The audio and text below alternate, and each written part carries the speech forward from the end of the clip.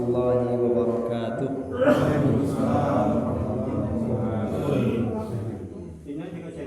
Alhamdulillahilladzi ahyana ba'dama amatana wa ilaihin nusyur. Asyhadu an la ilaha illallah wahdahu la syarika lah wa asyhadu anna Muhammadan abduhu wa rasuluhu la nabiyya ba'dah. Allahumma salli wa sallim ala nabiyyina Muhammadin wa ala alihi wa sahbihi wa man sara ala nahjihi ila yaumin la raiba fi. Bapak-bapak jemaah subuh yang dirahmati Allah Subhanahu wa taala. Pertama sekali marilah kita persembahkan puji dan syukur kehadirat Allah Subhanahu wa taala, karena sudah seharusnya seperti itulah kita mengawali kehidupan kita atau hari kita pada kesempatan ini. Kita memulai subuh ini dengan mendirikan sholat kepada Allah Subhanahu wa taala, dan tentu untuk semua aktivitas kita yang lain, mari kita juga memulainya dengan menyebut nama Allah, dengan memuji Allah Subhanahu wa taala. Karena Rasulullah mengatakan setiap pekerjaan besar jika tidak dimulai dengan menyebut nama Allah, dalam hadis atau riwayat lain dikatakan tidak dimulai dengan menyebut atau memuji Allah, maka perbuatan atau pekerjaan itu abtar, terputus dari rahmat Allah, tidak diberi rahmat, tidak diberkahi oleh Allah Subhanahu wa ta'ala. Oleh karena itu, apapun yang kita laksanakan, marilah kita senantiasa memulainya dengan memuji Allah, mengingat Allah, dan meniatkan bahwa perbuatan dan pekerjaan kita itu semata-mata kita persembahkan, kita laksanakan karena Allah Subhanahu wa ta'ala. Kemudian salawat dan salam kita doakan juga kepada Allah, kiranya Allah sampaikan kepada Nabi kita, Rasul kita, Nabi Muhammad sallallahu alaihi wasallam. Marilah kita senantiasa bersalawat kepada beliau. Mudah-mudahan dengan salawat kita Allah berikan pahala yang berlipat ganda kepada kita. Kemudian Allah tumbuhkan cinta di dalam hati kita kepada Rasulullah, tentunya dengan mencintai ajaran-ajaran beliau, sehingga Allah pun mencintai kita. Bapak jemaah yang dirahmati Allah, pada kesempatan ini sejatinya Bang Irfan yang menyampaikan kepada saya kalau bisa kita membahas masalah faraid Ustadz, tapi mungkin karena butuh beberapa kali pertemuan, kemudian juga saya melihat ada suatu yang penting bagi kita, lebih bersifat lebih umum. Kemudian juga ada beberapa persepsi atau pandangan yang keliru tentang masalah ini. Sebenarnya masalahnya sesuatu yang sudah kita ketahui bersama, yaitu tentang zakat. Yang kekeliruan yang kita maksud adalah dalam memahami beberapa istilah, khususnya tentang orang-orang yang berhak menerima zakat. Perihal orang yang berhak menerima zakat ini, atau golongan orang yang berhak menerima zakat ini, Allah sebutkan di dalam surat At-Taubah ayat ke-60, A'udzu billahi minasyaitonir rajim. Innamas shadaqatu lil fuqara'i wal masakini wal 'amilina 'alaiha wal mu'allafati qulubuhum wa fir riqabi wal gharimina wa fi sabilillahi wa ibnis sabil. Fariidatan minallahi wallahu alimun hakim. Allah katakan innamas sadaqat, sedekah-sedekah itu, yang dimaksud dengan sedekah di sini adalah zakat.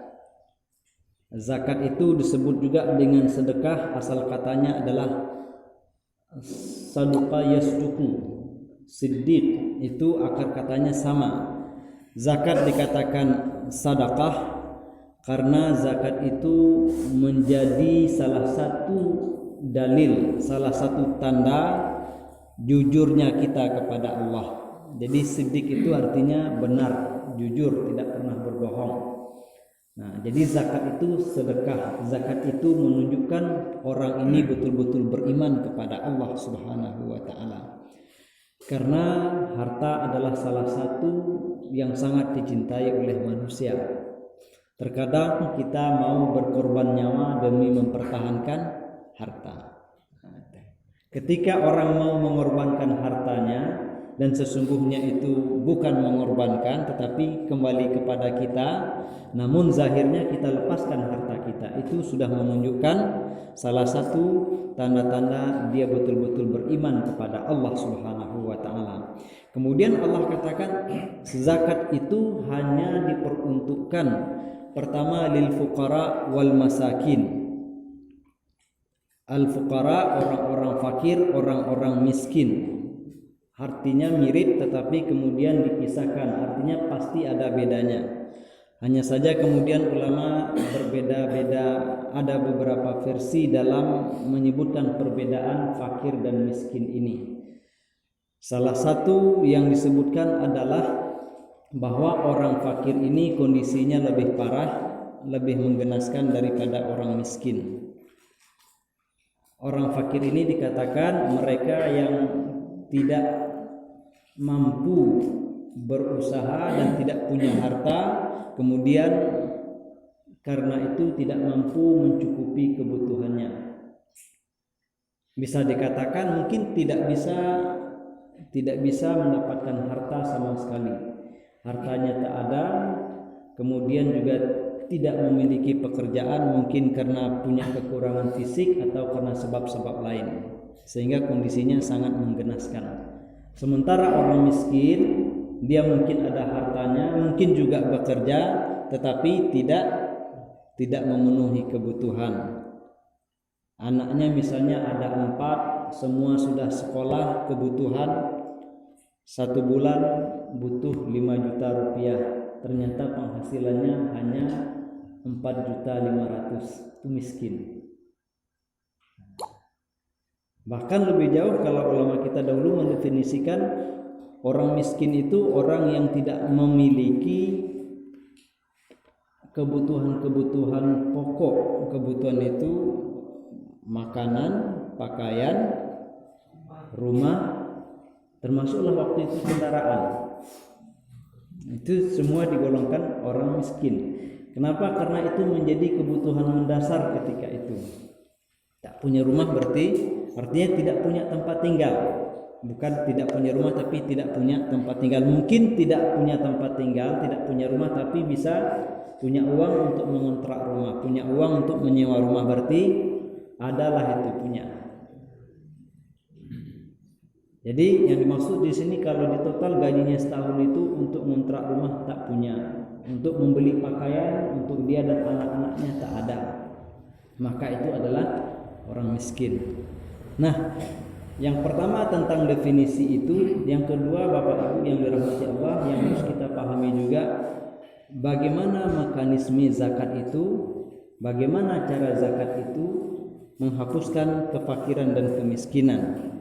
Karena zakat itu ternyata, ini yang harus kita luruskan pertama, zakat itu bukan ibadah yang bersifat sekedar ibadah fardiyah begitu. Dia adalah satu sistem yang akan memperbaiki dan menyelamatkan umat ini secara kolektif, secara bersama. Zakat itu harus berdampak secara kolektif, secara sosial. Jadi bukan hanya masalah orang per orang. Karena itu zakat itu harus dikelola dengan sebaik-baiknya, maka adalah amil zakat. Jadi sebelum kita masuk ke amil zakat itu, hak orang fakir dan miskin ini, bapak-bapak yang dirahmati Allah, harus kita ketahui bahwa zakat hak mereka seharusnya yang didapatkan oleh orang fakir, oleh orang miskin itu bukan hanya 1 kain sarung atau 10 liter beras atau uang 100.000, tidak. Tetapi sampai dia tidak lagi berada di level miskin. Kalau seperti tadi kebutuhannya 5 juta sementara penghasilannya hanya 4 juta, berarti dia berhak mendapatkan zakat itu 1 juta per bulan, setahunnya 12 juta, supaya dia tidak miskin lagi. Nah, supaya dia tidak punya alasan lagi disuruh sholat ke masjid tak makan apa. Gimana lah maunya saya seperti orang itu, siapa pula tak mau jadi orang soleh, siapa pula tak mau setiap saat pergi ke musala, tapi gimana lah. Nah, kan begitu. Ini pekerjaan. Kalau tidak dihadapi ini tak makan anak saya. Ini pun sudah sudah banting tulang, sudah jungkir balik, masih saja terlilit hutang katanya. Nah, jadi itu salah satu fungsi zakat itu, supaya orang tidak punya alasan untuk tidak taat kepada Allah. Orang tidak punya alasan untuk melakukan maksiat. Nah, jadi seperti itu sebenarnya. Karena itu zakat itu sebenarnya bukan masalah yang sepele. Bukan masalah pribadi-pribadi begitu saja, tapi harus dikelola sebaik mungkin. Dan itu kondisi seperti tadi tidak mungkin bisa kita wujudkan kecuali memang tersistem dengan baik, diatur sedemikian rupa. Nah, jadi orang fakir berapa kebutuhannya? Misalnya ada yang sakit, ada keluarganya sakit, supaya dia bisa bisa tenang, ya dia butuh perobatan 1 bulan itu 10 juta, ya mau tak mau diberikan begitu zakatnya.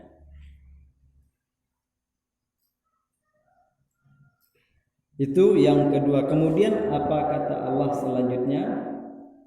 Innamas sadaqatu lil fuqara'i wal masakini wal 'amilina 'alaiha wal 'amilina 'alaiha. Nah, amil zakat ini bukan tukang kumpul zakat saja. Jadi perlu kita istilahnya, kalau ulama kita itu setiap membahas sesuatu mereka bahas yang pertama itu namanya had, atau bahasa orang sekarang definisi, pengertian. Kalau bahasa ulama kita batasan itu ya semacam pagar, supaya apa yang di dalam jangan keluar, yang di luar jangan masuk. Jadi kita dudukkan dahulu amil itu apa. Amil itu bapak-bapak yang dirahmati Allah, itu adalah orang yang ditunjuk oleh pemerintah atau wakil dari pemerintah, orang yang ditunjuk untuk memungut zakat dan mengelola zakat itu. Jadi itu adalah profesi yang ada payung hukumnya.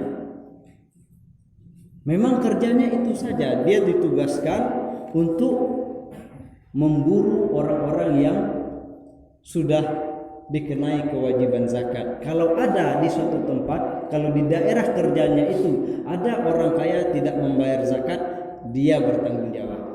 Atau ada orang yang berhak menerima zakat tidak menerima zakat, dia yang disalahkan. Nah, dia bukan sekedar panitia, tetapi memang kerja itu melekat pada dirinya. Mungkin bisa dikatakan semacam pegawai negeri.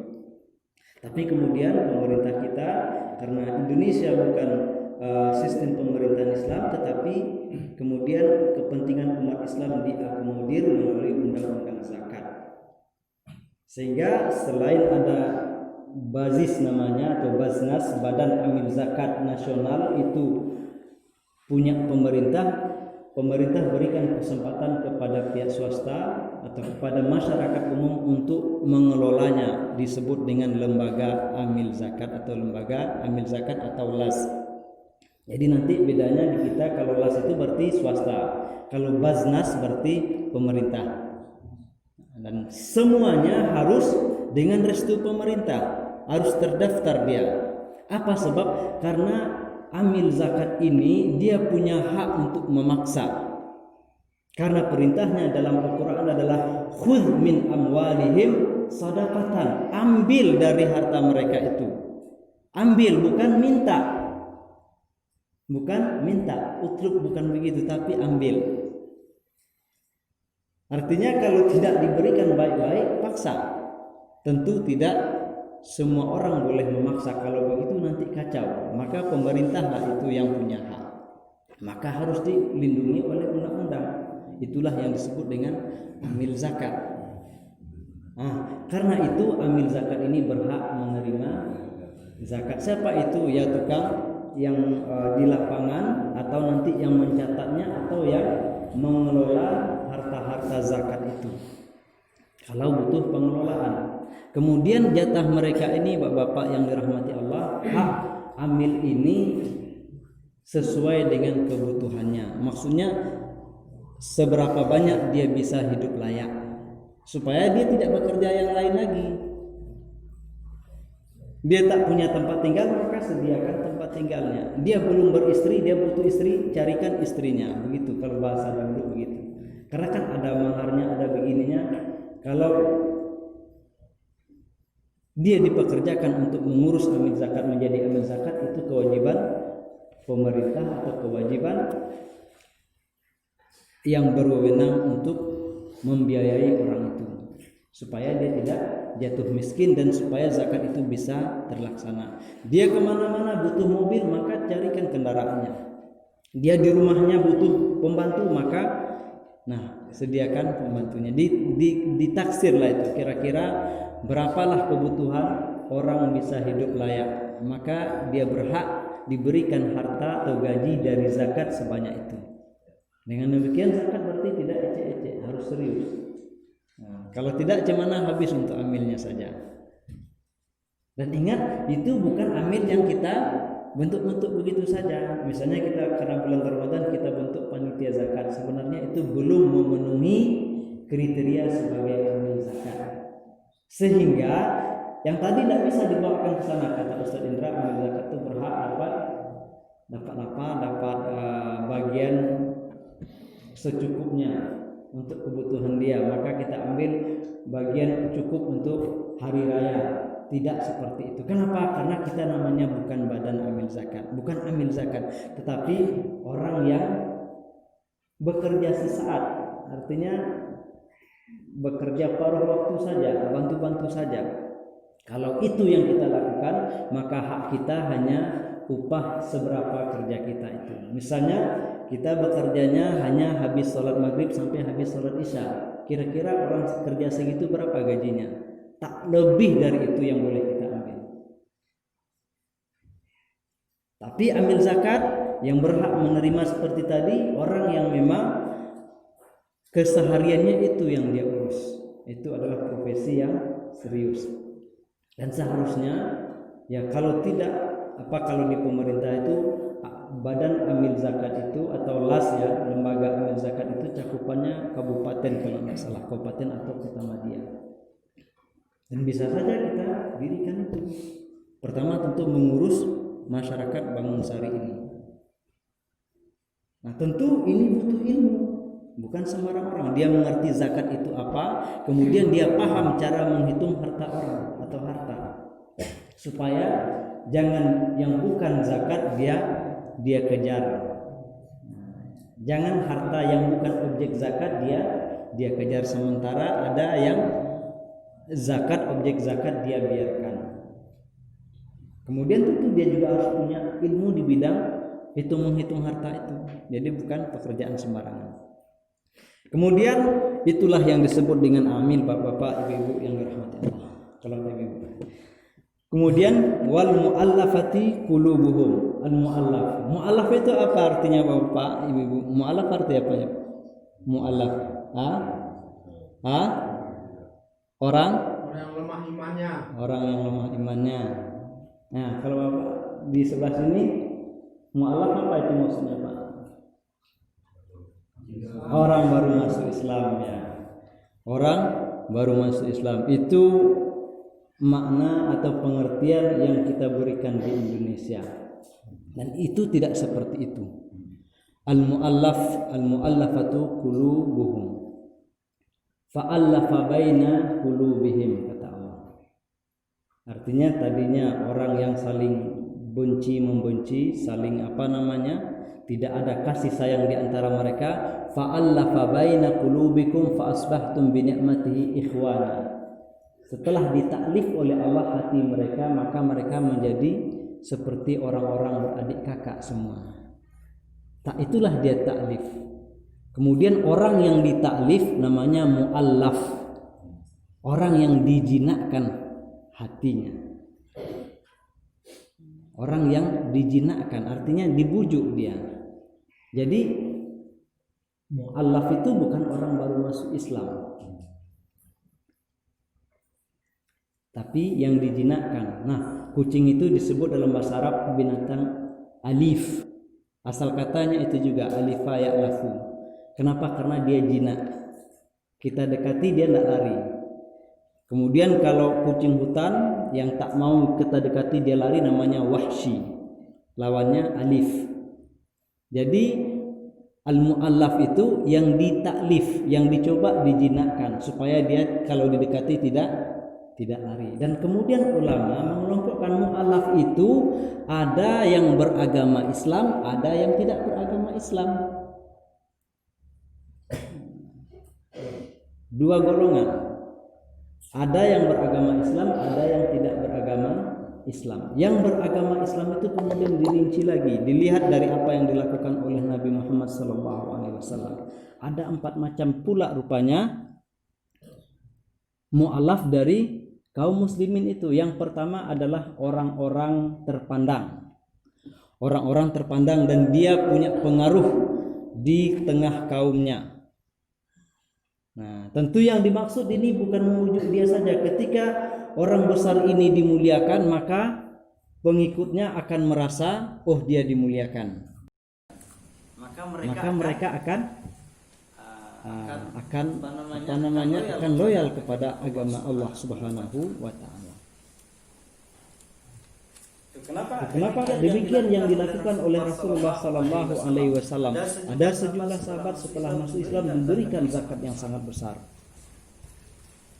Kemudian yang kedua, golongan mu'allaf dari umat Islam, mereka para pembesar, orang-orang penting, tetapi tak begitu peduli dengan Islam ini.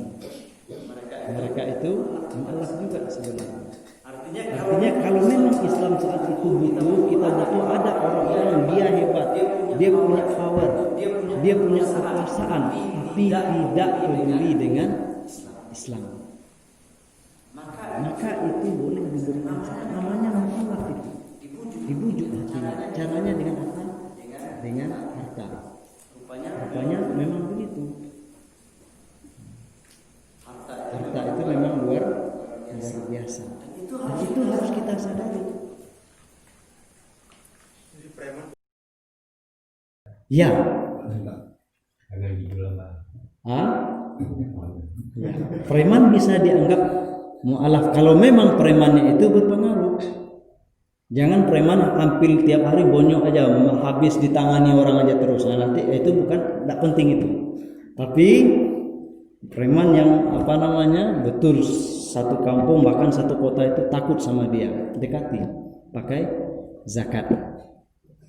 Berapa bagiannya, seberapa hatinya bisa kita pegang. Nah gitu. Jangan nanti sampai kita kasih justru dia merasa terhina. Jadi begitu, karena tujuannya tadi adalah agar dia tertarik kepada Islam. Dan ini tentu butuh pendekatan dan kekuatan tertentu. Nah, kalau tidak diatur sedemikian rupa bisa menjadi blunder, uang kita habis tapi dia tambah menjadi-jadi. Nah, itulah dia kerja amil tadi. Bisa dia mendekati orang seperti itu. Kalau belum bisa, ya masih belum cukup syarat jadi amil atau butuh dilatih lagi. Nah, begitu. Dan itu yang banyak dilakukan orang-orang ini itu kan begitu. Orang-orang yang punya harta sehingga mereka kebal hukum itulah yang dia lakukan. Kasihnya, nanti terakhir pegangnya kainnya itu. Ya kan? Kasihnya butuh apa dikasihnya. Nanti sudah enak duduknya, dipegangnya sarungnya itu. Mau gimana? Mau berdiri. Kalau nggak minta izin lepas sarungnya itu, nampak auratnya. Kan itu yang terjadi. Sehingga apapun kemudian dilakukan. Demikian Bapak Ibu yang berhormat. Itu golongan kedua. penting di dalam agama Islam, beragama Islam tapi tidak peduli. Kita beri zakat supaya dia punya perhatian kepada Islam. Itu dengan apa? Dengan zakat tadi. Kemudian golongan lain, itulah orang-orang umum, orang kebanyakan yang lemah imannya itu. Dia sudah beragama Islam, tapi ya Islamnya itu antara iya dan tidak. Termasuklah orang yang baru masuk Islam itu, kenapa kemudian disebut mu'allaf? Karena dianggap mereka itu belum terlalu kuat imannya.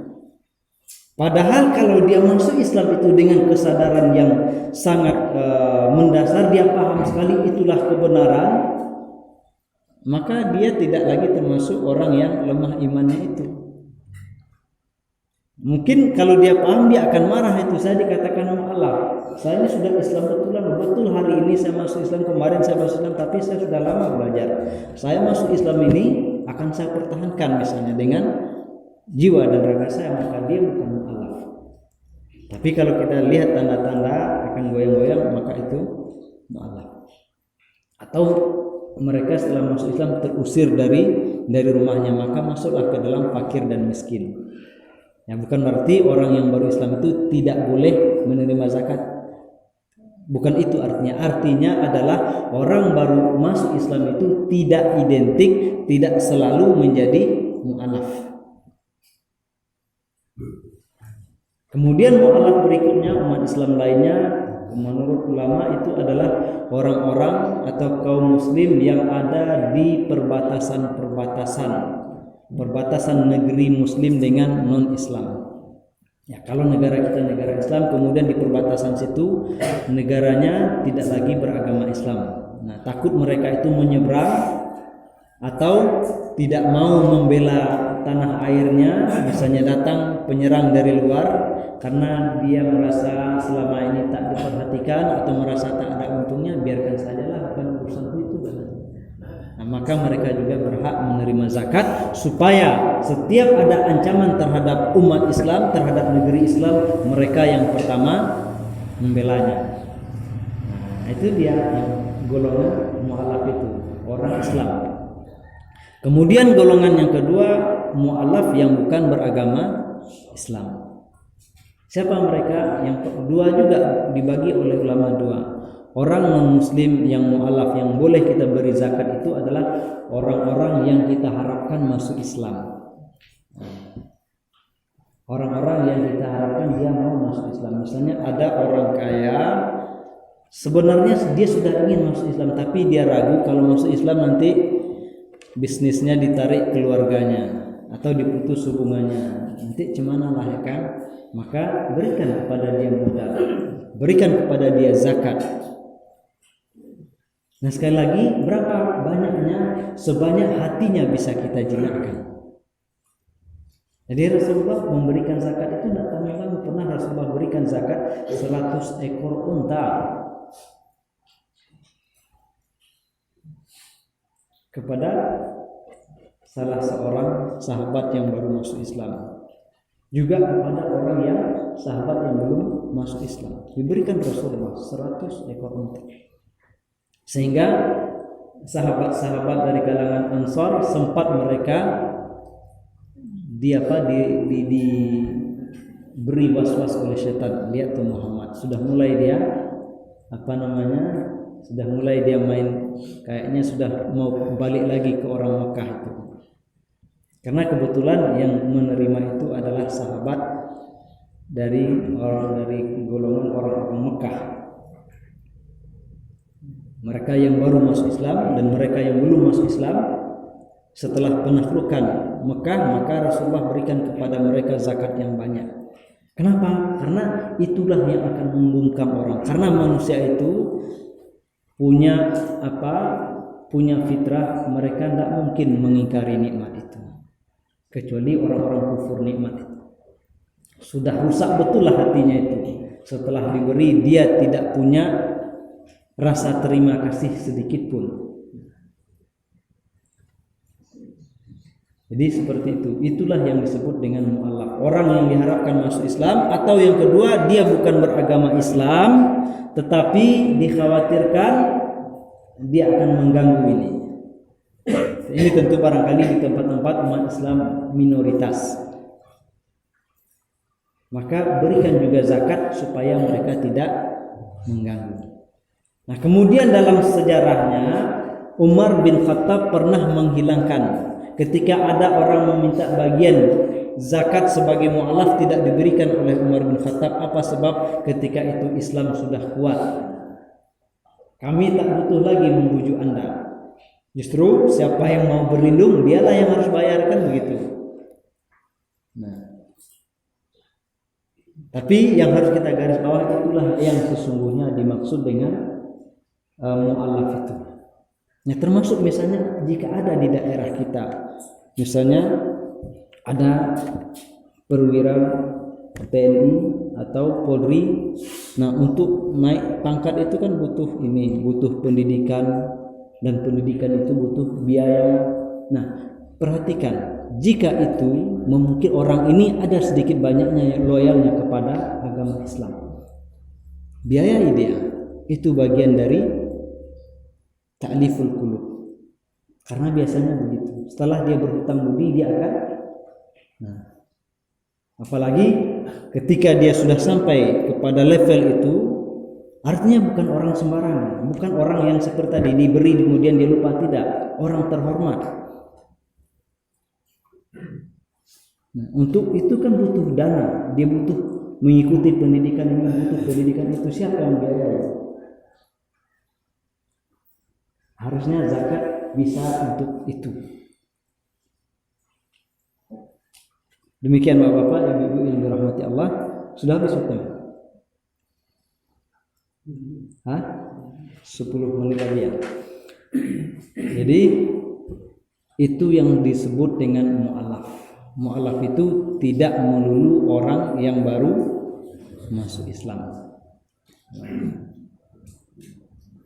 tapi orang yang dibujuk hatinya supaya berguna bagi Islam ini, supaya tetap dia berada di dalam agama Islam. Mungkin mereka yang sudah beragama Islam dan mungkin mereka yang belum beragama Islam, tapi kita nilai bermanfaat bagi Islam.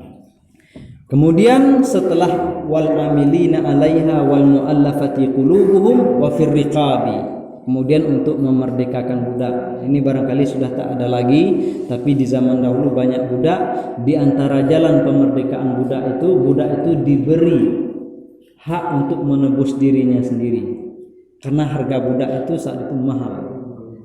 Mungkin bisa harganya sama seperti mobil atau paling tidak seperti sepeda motor. Sebenarnya nggak mahal itu ya. Nyawa orang dinilai dengan uang. Nah, supaya dia merdeka, dia harus menebus dirinya, maka dibantulah dengan zakat. Nah, kita tak berpanjang di sini karena ini tak ada lagi. Kemudian wal gharimin dan orang-orang yang berhutang. Orang yang berhutang. Kenapa dia berhutang? Dia berhutang bisa jadi kalau zaman dahulu itu kebiasaan orang Arab, juga umat Islam setelah itu, apabila ada masalah-masalah, misalnya ada orang yang dengan sukarela menjaminkan dirinya, misalnya terjadi perselisihan, kemudian terjadi tawuran, adalah yang meninggal atau ada korban, ada kerusakan rumah. Nah, dilakukanlah perdamaian. Lalu tentu ini kerusakan siapa yang menjamin? Supaya cepat selesai, adalah di antara mereka itu saya yang nanggung. Walaupun kemudian dia berhutang, nah, maka dia berhak menerima zakat. Berapa? Tergantung hutangnya. Kalau dia sampai berhutang, sampai hutangnya itu 500 juta untuk memperbaiki keadaan, dia berhak menerima zakat 500 juta. Tak boleh lebih, supaya masalahnya selesai. Jadi demikian, zakat itu untuk kemaslahatan umat. Ada orang berhutang, misalnya dia ingin membina pemuda-pemuda, ya, daripada anak-anak muda ini entah kemana-mana, dia dibikinkannya lah, entah pelatihan lah namanya, atau wadah tempat apa, kursus ini kursus itu, ya kan, itu butuh biaya, dia berhutang. Nah, berhak menerima zakat. Jadi terkadang kan kita begitu, kita punya ide-ide tetapi tidak mampu atau takut melaksanakannya, tak punya modal, ya kan? Ternyata dalam Islam itu dijamin, laksanakan, keluarkan potensi Anda, silahkan berhutang, nanti hutangnya gimana? Ditanggung oleh zakat. Jadi kan banyak itu pengeluaran zakat Bapak ya. Karena itu amil zakat itu tak boleh orang sembarangan. Kalau begitu kebutuhan zakat, dia harus bisa putar kepalanya, putar otaknya supaya zakat yang masuk itu bisa menutupi kebutuhan-kebutuhan tersebut. Tentunya ada skala prioritasnya. Nah, begitu. Nah, begitu juga termasuk orang meskipun hutang itu hutang pribadi.